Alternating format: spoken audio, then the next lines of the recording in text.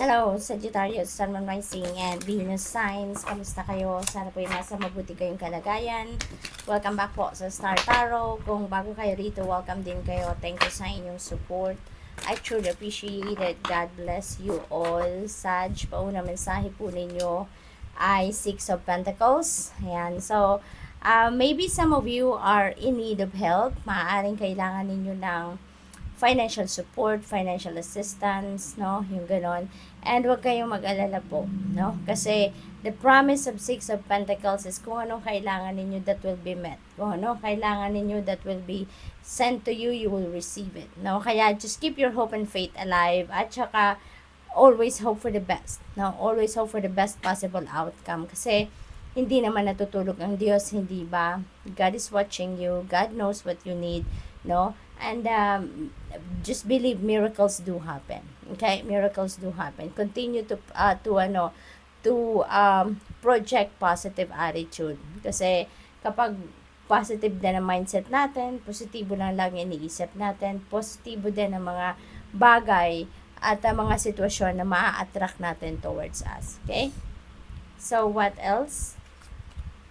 We have Four of Wands. Ayan. So, mayroon kayong paparating na celebration, okasyon, reunion, mga ganon. Maaari din na mayroon kayong mga achievements, accomplishments dito na makakamit. Kaya you are going to, to celebrate, no?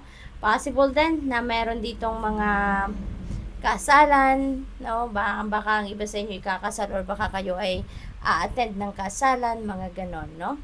What else? We have Three of Pentacles. Ayan. So, help is coming your way, Sagittarius. Possible na this is related to the Six of Pentacles energy na dadating ang tulong, no? Merong mga taong dadating to support you, to assist you, to provide you with the help that you need, no, Sagittarius? Kaya, positive mindset lang tayo. Okay? This is also the beginning of your success. Kung related ito sa trabaho, career, ganon.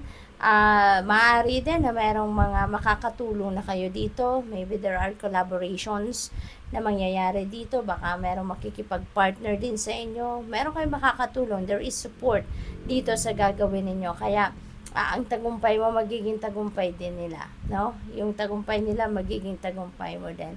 Maganda to kasi kung kayo ay may collaboration or partnerships na papasukin sa ngayon, you will be supportive of each other. You will be in support, no? Sa kanila sila din, you will be in support para sa iyo.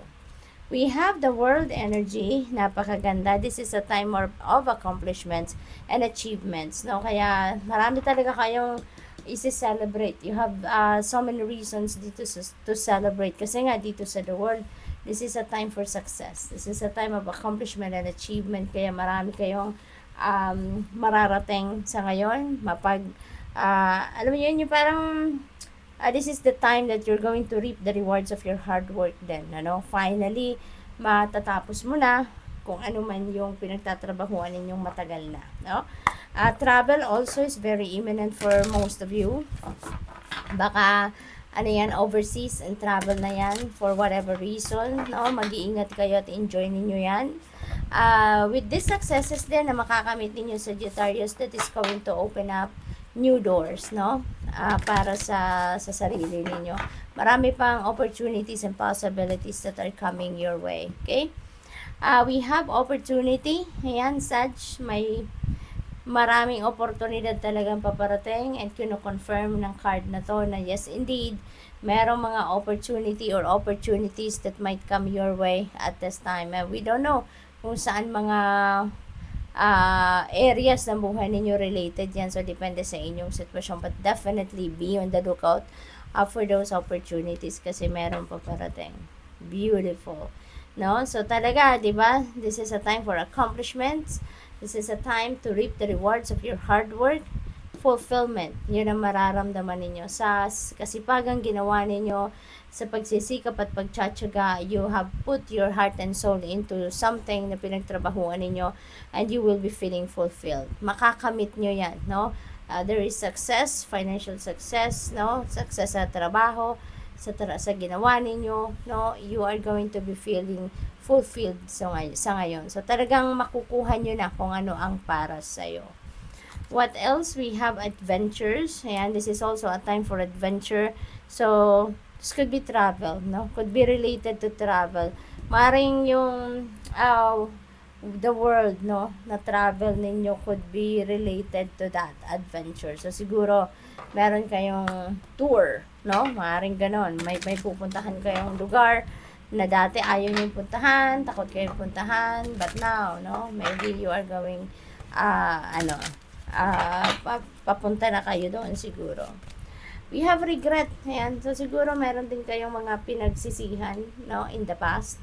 At, ngayon, maaring babawi kayo. Kasi maybe you will realize na wala na kayong magagawa, no? Tapos na yon.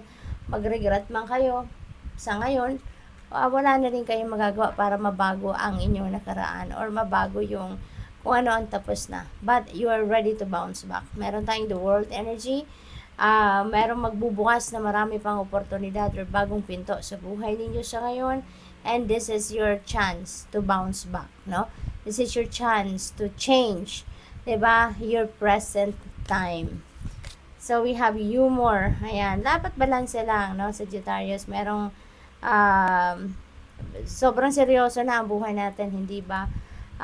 Araw-araw na lang, may mga obstacles tayo. Sometimes, problema talaga na nararanasan. So, balansehin natin. Hindi dapat na iniisip na lang natin puro problema, 'di ba? Isipin din natin kung ano ang makakapagpagaan ng pakiramdam natin, no? Dahil ang problema nandiyan na 'yan, hahanapan na lang natin ng solusyon. Pero yung pagpapagaan ng sarili natin, ano, pagpapagaan ng nararamdaman natin, we also need to do an effort para makamit natin 'yan, para ma-experience natin 'yan. So, focus on the lighter side of life. Hindi lang puro sa problema, hindi lang puro sa kung ano mga obstacles na nandiyan dyan sa buhay natin. Ano? Focus on the lighter side as well para mabalance lang natin din ang buhay natin. We have failure. I understand that a mistake is only an opportunity to learn. That's very true. Diba?